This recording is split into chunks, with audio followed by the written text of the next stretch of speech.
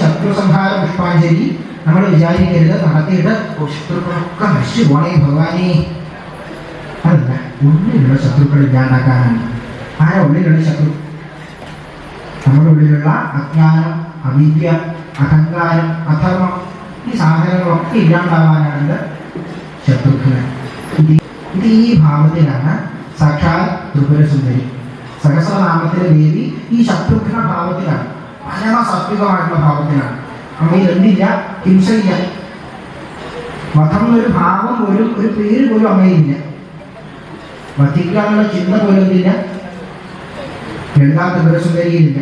അതുകൊണ്ടാണ് ആദ്യത്തെ നാമം നമ്മൾ ശ്രദ്ധിച്ചിട്ടുണ്ടാവും. ആദ്യത്തെ നാമം എന്താ? ശ്രീമാത. എന്താ വിളിക്കുന്നത്? ശ്രീമാത. ഈ ജഗത്തിന്റെ മുഴുവൻ അമ്മയാണ്, അമ്പയാണ്, ജഗദമ്പ എന്നാണ് വിളിക്കുക. അമ്മയിലെ ഹിംസയുണ്ടോ? ഇല്ല.